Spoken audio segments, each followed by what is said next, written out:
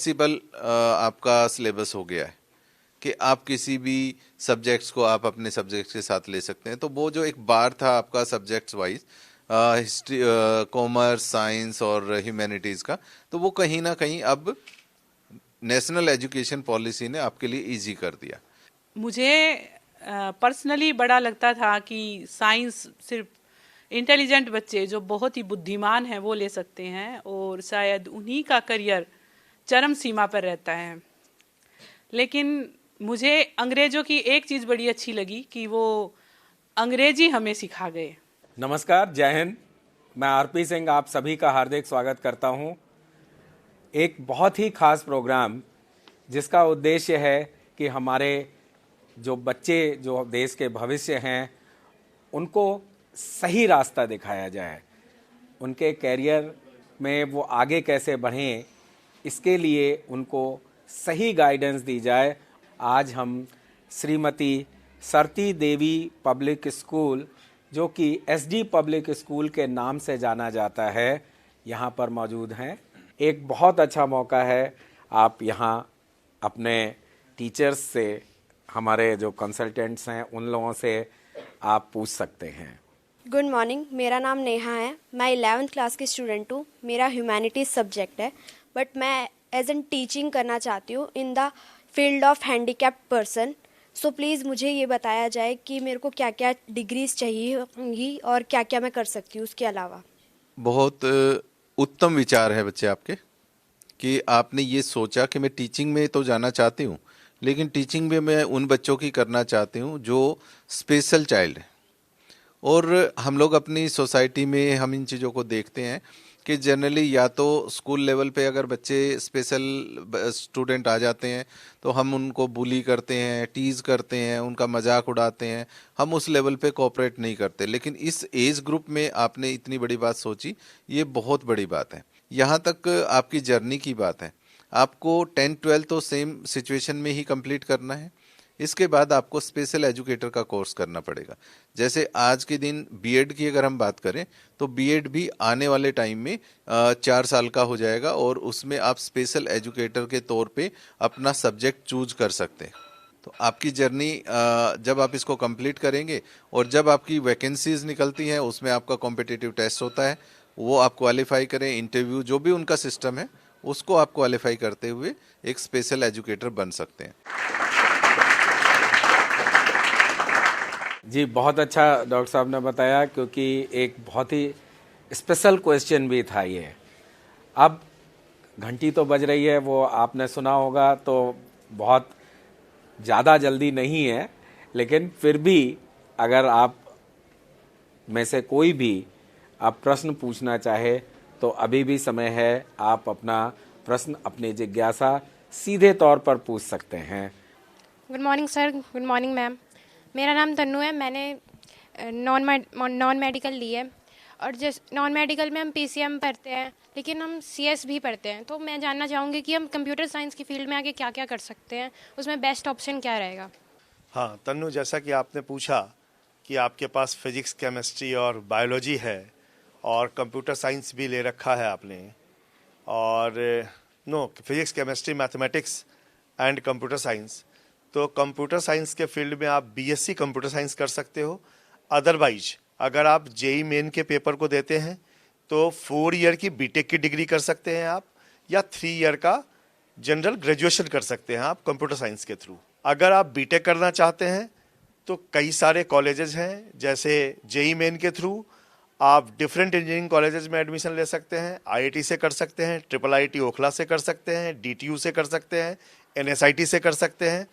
और अगर वहाँ कट ऑफ या marks up to the mark नहीं आ पाए या किसी कारण से मार्क्स कम आ गए तो आईपी यूनिवर्सिटी लोअर रैंकर्स को डिफरेंट बहुत अच्छे कॉलेजेस हैं, जैसे महाराजा अग्रसेन, सूरजमल, भारतीय विद्यापीठ। इन कॉलेजेस में आप on the basis of class 12th marks as well as internal cut off IP university, जो जेई मेन की रैंक के थ्रू होती है, आप इन कोर्सेज में एडमिशन ले सकते हैं फॉर कंप्यूटर साइंस। अब समय कम है, लेकिन फिर भी 1-2 स्टूडेंट अपने प्रश्न पूछ सकते हैं। है कोई? गुड आफ्टरनून, मैं Priyanshi from commerce stream. I want to ask that if we have taken commerce stream and we are good in accountancy, then there is only one option to do a CA or to become a CA. No, क्या उधर कोई और option नहीं है CA के अलावा? Commerce के बच्चों के लिए जो मेन फोकस रहता है ज़्यादातर वो अकाउंटेंसी पे रहता है, और सभी बच्चे जो ज़्यादातर है वो सीए बनना चाहते हैं, तो सीए ही एक क्राइटेरिया है। इसके अलावा भी बहुत सारे ऑप्शंस है, एक अकेला क्राइटेरिया नहीं है, इसके अलावा भी बहुत सारे क्राइटेरियाज हैं, ऑप्शंस हैं। जैसे आप सीएस भी कर सकते हैं, ठीक है, आप लीगल एडवाइज़र भी बन सकते हैं after completing 12th class in commerce stream. इसके अलावा आप फाइनेंस में जा सकते हैं, बैंकिंग में जा सकते हैं आप, ठीक है। आप पर्सनल अपनी कंसल्टेंसी फर्म भी खोल सकते हैं, ठीक है, जिसमें कि आप आजकल तो बहुत जो है पर्सनल जो फाइनेंशियल एडवाइज़र के ज़रूरत सबको है, पैसा बढ़ता जा रहा है, और लेकिन पैसा तो सबके पास है, लेकिन ये समझ में नहीं आ रहा है कि इतने पैसे को कहाँ कहाँ इन्वेस्ट करें। तो सर के पास भी होगा बहुत पैसा तो सर भी पूछते होंगे फाइनेंशियल एडवाइज़र से कि कौन कौन सी स्कीम्स हैं, ठीक है, बैंक के थ्रू भी बहुत सारी स्कीम्स हैं, ठीक है, इंश्योरेंस कंपनीज भी हैं जो कि आपको एडवाइस करती हैं कि कैसे आप अपने पैसे को मल्टीप्लाई कर सकते हैं, ठीक है। तो बैंकिंग सेक्टर में जा सकते हैं, आप फाइनेंस में जा सकते हैं, मार्केटिंग मैनेजमेंट में जा सकते हैं, ठीक है। आप इसके अलावा होटल मैनेजमेंट का कोर्स भी कर सकते हैं। आज का जो अभी रिसेंटली जो है सबसे अच्छे जो जॉब अपॉर्चुनिटीज़ हैं जो ग्रोथ होंगी आने वाले फ्यूचर में, वो है टूरिज्म डिपार्टमेंट। क्योंकि हमारे पास अगर रिसोर्सेज कम है, जैसे कि रिसोर्सेज आप जानते हैं जो भी अवेलेबल है जो गॉड गिफ्टेड है, लेकिन हम अपने पास जो लिमिटेड रिसोर्सेज हैं इनके अलावा और कैसे ज़्यादा अर्न कर सकते हैं, तो इंडिया इस विषय में पूरा फोकस कर रहा है। और रिसेंटली नॉर्वे के साथ जो हमारे डिस्प्यूट्स हुए हैं, ठीक है, तो हमने लक्षद्वीप को जो है एक बहुत अच्छा टूरिज्म डेस्टिनेशन बनाने का अब हम प्रयास कर रहे हैं, और इस फील्ड में भी आपको बहुत अच्छी जॉब अपॉर्चुनिटी और बहुत अच्छा पैकेज मिल सकता है। मेरा नाम शालू कुमारी है, मैं 11th A साइंस से हूँ, और मेरा प्रश्न यह है कि अगर कोई PCMB का स्टूडेंट है तो क्या वो जेई या फिर नीट के अलावा कुछ और कर सकता है? जी शालू, आपके पास तो दोनों ऑप्शंस हैं, आपके पास मैथ्स भी है और बायो भी है, तो आपके पास ऑप्शंस ही ऑप्शंस हैं। You can do all honors course like BSc chemistry honors, BSc maths honors, BSc physics honors, BSc electronics, and अगर आपको बायो की फील्ड में जाना है तो आप वहाँ पे भी जा सकती हो। BSc आपका बॉटनी हो गया, जूलॉजी हो गया, environmental science, forensic science, food technology, microbiology, बहुत सारे ऑप्शंस हैं आपके पास। जब दोनों हैं मैथ्स और बायो, तो कुछ भी सोचने की ज़रूरत नहीं है, जहाँ इंटरेस्ट है, जिस एरिया में इंटरेस्ट है वहाँ जाओ। अब इसमें कुछ ऐड करेंगे डॉक्टर श्री किशन जी। जैसा बेटे आपने बताया कि आपके पास PCMB आपने चूज किया है, मैंने पहले भी जिक्र किया था कि आप लोग जो सब्जेक्ट्स का कॉम्बिनेशन लेते हैं, वो कॉम्बिनेशन आपने किस लिए लिया, क्या सोच के आपने वो कॉम्बिनेशन लिया। सबसे पहली बात यह है कि कन्फ्यूजन आपने ऑलरेडी क्रिएट कर दिया, बट नो इशू, जब आप उस लाइन में आ ही गए हैं तो अब आप ये डिसाइड जरूर कर लें कि आप करना क्या चाहते हैं, किस फील्ड में जाना चाहते हैं।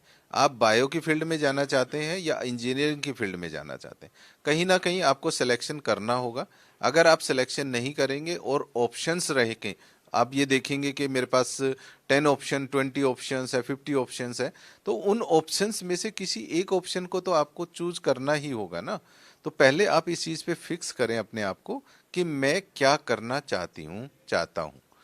अगर आप वो चीज़ फिक्स कर लेंगे तो आपके लिए क्लियर हो जाएगा कि मुझे अब बायो पढ़नी है या मुझे अब इस पे इंजीनियरिंग वाले में PCM पे फोकस करना है। तो अपना एरिया ऑफ इंटरेस्ट को क्लियर करो और उस पे आप अपना गोल सेट करो और उस पे ही अपनी पूरी ताकत लगाओ। जी धन्यवाद। अब मैं देख रहा हूँ कि एक स्टूडेंट बहुत देर से हाथ उठाए बैठे हैं। Good afternoon, myself Saanvi from science stream. मेरा बचपन से एक ड्रीम रहा है टुवर्ड्स साइंस, जैसे scientist and some astrology types, तो उसी के लिए रिगार्डिंग मैंने साइंस ली थी। But at the mid of 11th I realise that I couldn't be able to manage the science, So I want some counseling about that, some how to cope up with my mental problems. बेटा, आपने जो statement दी कि मैं science से पढ़ना चाहती थी और आप 11th में साइंस पढ़ भी रही हैं, तो आपका मेंटल स्ट्रेस किस लेवल पे है कि आप उसके साथ कोप अप नहीं कर पा रही हैं, या आप स्ट्रीम चेंज करना चाहते हैं, या आप अपना गोल अचीव नहीं कर पाएंगे, ऐसा आपको लगता है? तो कौन सा आपका एक स्ट्रेस आपको प्रॉब्लम क्रिएट कर रहा है? वो चीज़ें आपको एक बार काउंसलिंग सेशंस आपको लेने होंगे, क्योंकि इस टाइम इस क्वेश्चन को हम जब काउंसलिंग सेशन लेते हैं तो इंडिविजुअल 1-to-1 इंटरेक्ट करते हैं और बहुत सारे एरियाज को हम क्रॉस चेक करते हैं कि क्या ऐसे रीज़न है जिसके कारण ये प्रॉब्लम्स आ रही हैं। तो आपको एक बार, चाहे आप बाद में इस बारे में डिस्कस करें, लेकिन काउंसलिंग सेशन आपको प्रॉपर लेने पड़ेंगे जो आपका मेंटल स्ट्रेस किस एरिया में है। अभी ओपन फोरम पे शायद ये चीज़ें डिस्कस ना हो कि आपको कौन कौन से प्रेशर हैं, फैमिली प्रेशर है, सोसाइटी प्रेशर है, रिलेटिव्स का प्रेशर है, पीयर प्रेशर है, या आपकी कोई हेल्थ इश्यूज हैं, वो शायद आप इस टाइम उतना ओपनली नहीं बोल पाएंगे और वो उचित भी नहीं लगता। तो मैं आपको यही रिक्वेस्ट करूंगा कि एक बार आप कनेक्ट हो, बाद में भी आप टेलीफोनिकली डिस्कस कर सकते हैं, और कभी आपके स्कूल्स में काउंसलिंग सेशंस होते हैं या आपके स्कूल के काउंसलर हैं, उनके साथ आप अपनी प्रॉब्लम्स को शेयर करें, वो आपको बेहतर गाइड कर पाएंगे। और अगर आपको लगता है कि हम आपका उचित मार्गदर्शन कर सकते हैं तो आप हमारे दिए हुए नंबर्स पे कॉल करें, हम आपको इसके बारे में जरूर गाइड करने की कोशिश करेंगे। अब नेक्स्ट क्वेश्चन किसका है? Next. Good morning sir, my name is Kunal. तो मेरा क्वेश्चन एआई से रिलेटेड है। जैसे कि अभी एआई का ज़माना है, तो एआई ने बहुत सारी जॉब्स को मतलब ग्रैब कर लिया है, तो मैं पूछना चाहता हूँ कि मेडिकल फील्ड में भी कुछ कर सकता है वो? देखिए, ये तो आप हमेशा देखते आए होंगे कि परिवर्तन हमेशा निरंतर होता रहता है और कुछ ना कुछ बदलाव किसी टेक्नोलॉजी को डेवलप करती है। तो एआई जो आई है आपकी, उससे भी आप एक चीज़ ज़रूर देखेंगे कि एआई ने, बिल्कुल ठीक कहा आपने, कि बहुत सारे जॉब्स को कहीं ना कहीं उन्होंने डैमेज किया है और बहुत सारे ऐसे लोग हैं जिनको इमीडिएटली फायर कर दिया गया। बट आप एक चीज़ ये भी ध्यान में रखें कि अगर फायर करने की सिचुएशन आई है तो इसको क्रिएटर की भी अपॉर्चुनिटी बढ़ी होगी कि जब आप किसी भी चीज़ को क्रिएट करते हैं या आप कोई ऐसी टेक्नोलॉजी लाते हैं तो उसको भी तो डेवलप हम लोग ही कर रहे हैं। अगर हम उसको डेवलप कर रहे हैं तो कहीं ना कहीं एक चीज़ स्लाइटली कहीं डैमेज हुई तो एक न्यू टेक्नोलॉजी ने अपॉर्चुनिटी के डोर्स ओपन किए। तो हम कहीं ना कहीं तालमेल बना के चलते हैं और डेफिनेटली हम उस चीज़ में एक्टिवली पार्ट लेते हैं। यहाँ एआई का मैं एक चीज़ और भी रखना चाहूँगा कि आप लोग देखते हैं कि टीचर्स ने आपको एक प्रोजेक्ट दे दिया, एआई कब किस ईयर तक इस्टेब्लिश हुआ है, जो आपको इन्फॉर्मेशंस मिलती हैं वो किस साल तक वो आपको इन्फॉर्मेशन मिलती है? क्या लेटेस्ट 2023 की लेटेस्ट इन्फॉर्मेशन मिलती है? कब तक की इन्फॉर्मेशन आपके पास है? आप न्यू एरा में काम कर रहे हैं, ठीक है, एआई आया और आपको इन्फॉर्मेशंस मिली, तो वो आपको कब तक की, 2001 तक की इन्फॉर्मेशन दे रहा है? उसके बाद जो हुआ उसकी इन्फॉर्मेशन कौन देगा? उसके लिए काम कौन करेगा? वो भी पैरेलली हम लोग काम कर रहे हैं। एआई हमें कहीं ना कहीं एक चीज़ के लिए डैमेज जरूर कर रहा है, हमारा लर्निंग गैप जरूर डैमेज कर रहा है, राइट? क्योंकि जब हम किसी भी, मान लीजिए किसी टीचर ने आपको प्रोजेक्ट दिया और प्रोजेक्ट आप घर गए और आपने एआई पे तुरंत मारा और प्रोजेक्ट को लिख के लाके टीचर को सबमिट कर दिया, तो आपकी क्रिटिकल थिंकिंग कहीं ना कहीं डैमेज हो रही है। आपने टाइम सेव तो किया, लेकिन आप क्या कर सकते हैं, आपकी एबिलिटी क्या है और आप कितना बेहतर कर सकते थे एआई से भी, तो वो आप कहीं ना कहीं अपने आप में भूल जाते हैं और आप उठा के बस रिस्पॉन्सिबिलिटी फुलफिल करने के चक्कर में उस काम को करते।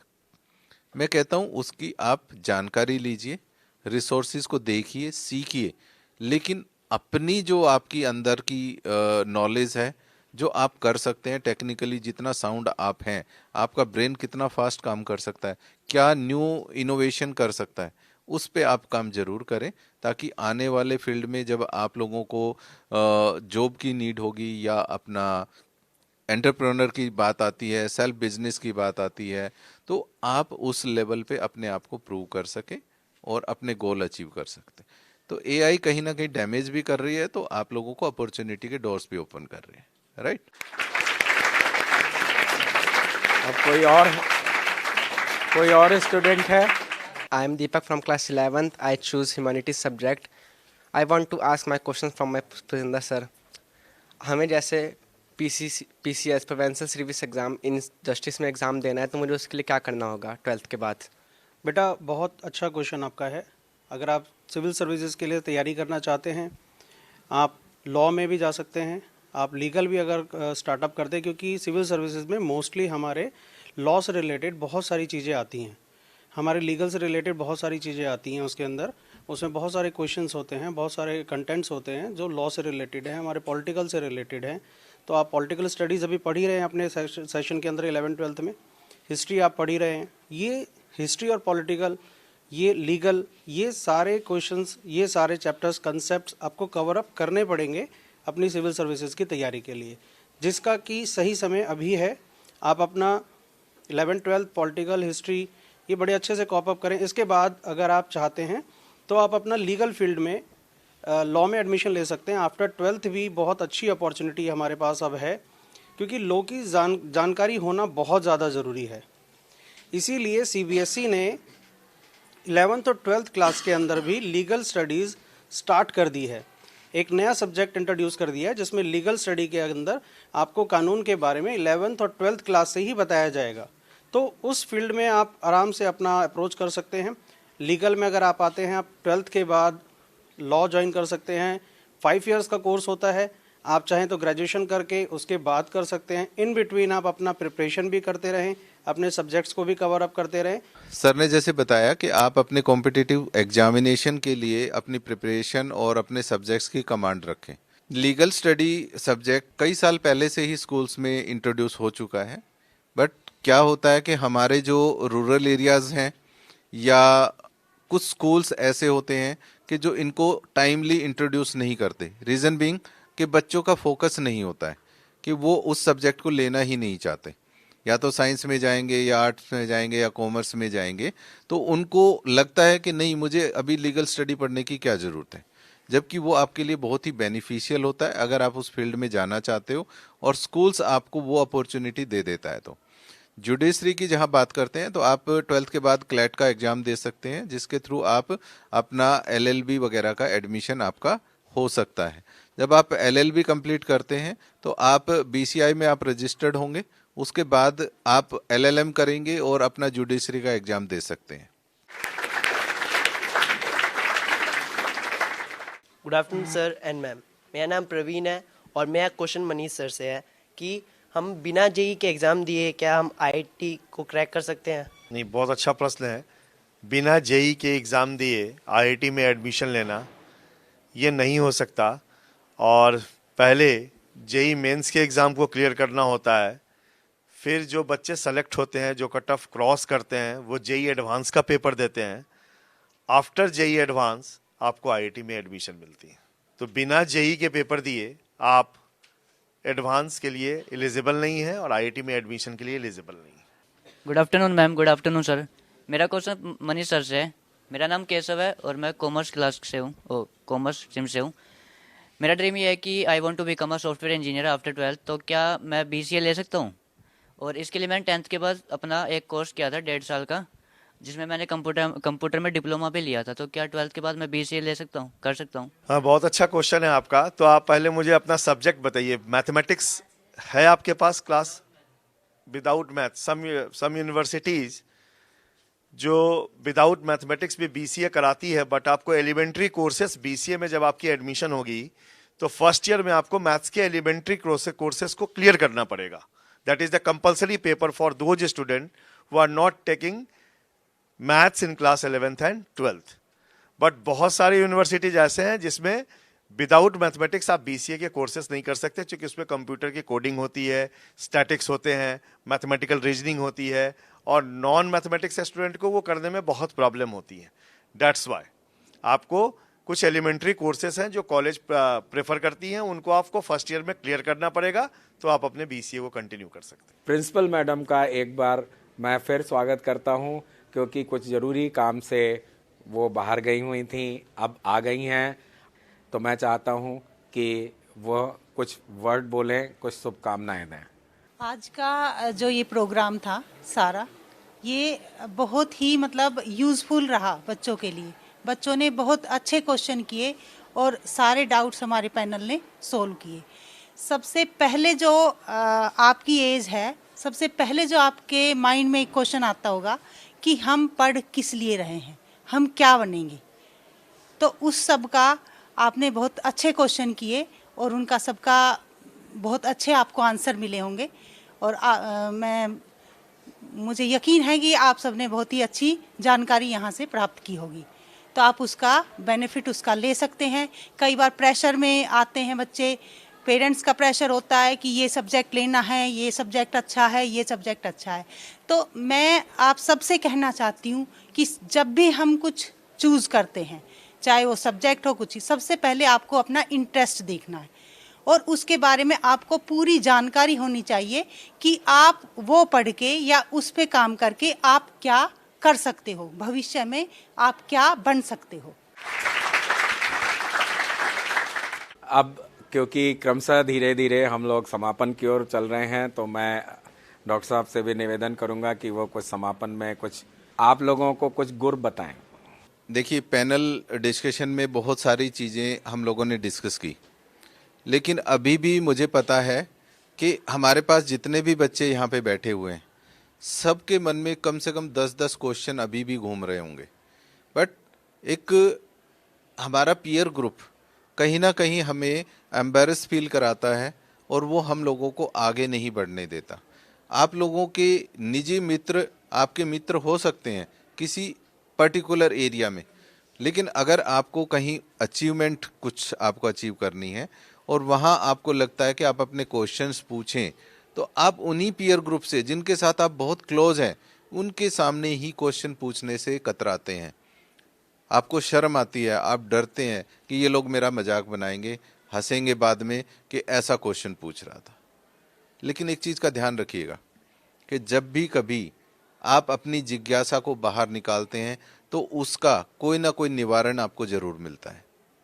आप अपने मन में बातें लेके बैठे रहेंगे और आप उम्मीद करेंगे कि आपकी उन्नति होगी या आपकी प्रॉब्लम का कोई सॉल्यूशन देगा, दैट्स नॉट पॉसिबल। उसके लिए आपको ओपन अप होना होगा, आपको बोलना पड़ेगा, स्पीक आउट। अगर कोई भी सिचुएशन आपको लगती है कि मुझे क्वेश्चन पूछना है तो आप पूछिए। मैं बहुत सी जगह एक बात रखता हूं कि क्वेश्चन पूछने का तरीका शायद गलत हो सकता है। आपने सेंटेंस को इस तरीके से फॉर्म किया होगा कि आपको लगे कि पता नहीं मेरा क्वेश्चन ठीक है या नहीं है। वहाँ जिससे आप क्वेश्चन कर रहे हैं वो शायद आपको करेक्ट करे कि क्या आपकी भावना ऐसी है, आप ये चीज़ पूछना चाहते हैं, यहाँ आपको प्रॉब्लम आप फेस कर रहे हैं। तो आप जब तक नहीं बोलेंगे तब तक आपको ये भी क्लियर नहीं होगा कि आप क्वेश्चन भी ठीक से पूछते हैं या नहीं पूछते हैं। दूसरी बात, क्वेश्चन कौन पूछेगा? जिसने स्टडी प्रॉपर की होगी, और स्टडी प्रॉपर करने के दौरान जो उसको हर्डल्स आए होंगे वो हर्डल्स क्वेश्चन के रूप में सामने आएंगे। तो हमेशा अपनी एक हैबिट बना लीजिए कि अगर आप ज़्यादा नहीं पढ़ सकते तो आप कम पढ़िए, डिवाइड करके पढ़िए, लेकिन रीडिंग नहीं होनी चाहिए, अंडरस्टैंडिंग होनी चाहिए उस रीडिंग में। अगर आपने 5 पेजेस का एक लेसन पढ़ना है और आपको लगता है कि नहीं मैं 5 पेज नहीं पढ़ सकता, तो डिवाइड इन 5 पार्ट्स। आपने आधे घंटे 15 मिनट एक पेज पढ़ा, उस पेज को आपने प्रॉपरली समझ लिया कि ये क्या कहना चाहते हैं। अब मैं अगर उस पेज में से आपको बोलूं कि अपने किसी भी क्लासमेट के लिए, अपनी पूरी क्लास के लिए, अपने पीयर ग्रुप के लिए कुछ हर्डल्स क्रिएट करिए। हर्डल क्रिएट करने का मतलब ये नहीं है कि आपने आगे पैर अड़ा दिया और उसको गिरा दिया, या आपने कोई और ऐसी हरकतें कर दी। हर्डल्स मीन्स आप उस टॉपिक में से कितने क्वेश्चन बना सकते हैं। आपका साथी क्या आपके बनाए हुए क्वेश्चंस का आंसर कर सकता है? ये कंपटीशन अपने अंदर लेके आइए। ये स्टडी पैटर्न, ये गेम भी है और स्टडी भी है। जब आप क्लास में 40 बच्चे हैं और हर एक बच्चा 5 क्वेश्चन अपने माइंडसेट से बनाता है, तो आप बताइए कि कलेक्शन आपके पास 200 क्वेश्चंस की हो गई। क्या गवर्नमेंट जो पेपर बनाती हैं उनके पास जिस भी माइंडसेट से क्वेश्चन बनता है उनके पास इतना बड़ा माइंडसेट है? नहीं है।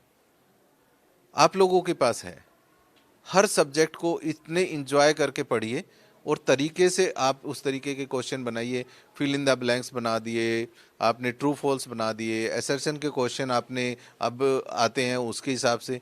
अब मल्टीपल रीजनिंग में आप डालिए ना क्वेश्चन को, कंफ्यूज करिए अपने स्टेट, आपको पता चल जाएगा इसने टॉपिक पढ़ा कि नहीं पढ़ा। तो एक दूसरे की आप खेल खेल में मदद भी अच्छी करेंगे और आपके अंदर क्वेश्चन पूछने की एक एबिलिटी हो जाएगी। जब आप अपनी क्वेश्चन पूछने की एबिलिटी को डेवलप करेंगे तो नो डाउट आपके सारे डाउट्स क्लियर हो जाएंगे। बेसिक आप स्टार्ट करेंगे, आप बहुत अच्छे तरीके से अपने गोल अचीव कर पाएंगे। इन चीज़ों के साथ साथ जैसे मैंने आप लोगों को पहले भी बताया है कि हायर एजुकेशन के जो मल्टीपल प्लेटफॉर्म्स हैं उन सब पे ट्रस्ट रखिए, लेकिन जब आप ये एडिशनल डिस्टेंस एजुकेशन के कोर्सेज करते हैं तो इस चीज़ का आप विशेष ध्यान रखें कि यूजीसी की साइट पे जाके उसके अप्रूवल और उसकी जो भी रिकॉग्निशन का प्रोसेस है वो आप कंप्लीट चेकआउट जरूर कर लें। ऐसा नहीं है कि जो आप ऐड आ रही है उस ऐड के बेस पे आपने कहीं पे भी एडमिशन लिया, ऑनलाइन एडमिशन लिया, कुछ टाइम आपके बाद आपको पता चला कि ये तो फेक थी, मेरी तो फीस भी बेकार गई और मैं पढ़ भी नहीं पाया। तो ऐसा ना करें, अपनी अवेयरनेस रखें। यूजीसी की साइट पे जाके इस चीज़ को ज़रूर देखें कि कौन कौन से कोर्सेज, डिप्लोमा कोर्सेज, आपकी डिग्री कोर्सेज यूनिवर्सिटी से अप्रूव्ड है, यूजीसी से अप्रूव्ड है। बीवो कोर्सेज जो मैंने बताया, बैचलर ऑफ वोकेशनल कोर्सेज, उस पर आप जाइए ताकि आप आने वाले टाइम में अगर जॉब नहीं मिलती है तो एक ऑप्शन कि आप ग्रेजुएट हो गए, सेकंड ऑप्शन ग्रेजुएट होने के बाद में तो आप किसी भी कंपटीशन एग्जाम को दे सकते हैं, आप एलिजिबल हो गए। सेकेंडरी आप उस चीज़ के लिए भी एलिजिबल हो गए कि अगर आपको जॉब नहीं मिली तो आपने अपना सेल्फ बिजनेस स्टार्टअप कर लिया, आपने अपना बिजनेस स्टार्ट कर दिया। थर्ड, आपके पास उस वोकेशनल कोर्स के बेस पे अगर आप किसी इंडस्ट्री में जाते हैं, एक सिंपल ग्रेजुएट स्टूडेंट जाता है, एक वोकेशनल स्किल्स के साथ में एक अपना रिज्यूमे सबमिट करता है, तो किसको प्रायोरिटी मिलेगी? जिसके पास स्किल्ड है। कोई भी इंडस्ट्री ये नहीं चाहती कि मैं इसको ट्रेनिंग दूं, वो चाहती है कि रेडी टू वर्क कैंडिडेट मेरे पास आए, वो ट्रेंड हो और उसकी ट्रेनिंग जाते ही उनके काम में आ जाए और वो अपना नुकसान ना करे टाइम का और अपने रिसोर्सेज का। क्यों भी अनट्रेंड कोई भी जाएगा, वो उन टेक्निक्स को, टूल्स को पहले लर्न करेगा, सीखेगा और उसके बाद वो उस पर काम करना शुरू करेगा। तो कंपनीज आगे आगे इस चीज़ पे ज़रूर फोकस करेंगी और उन लोगों को ग्रैब करेंगी जो इस तरीके की स्किल्स डेवलपमेंट से परिभूत हैं और अपने आप को उस लेवल पे प्रूव कर सकते हैं सोसाइटी में।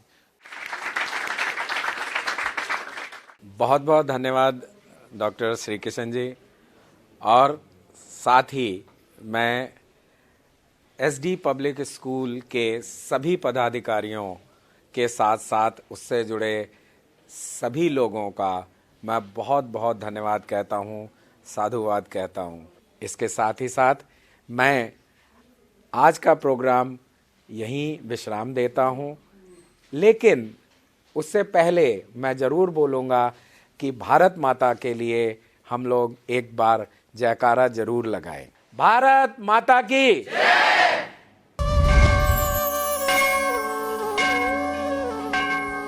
पढ़ेगा भारत तो बढ़ेगा भारत।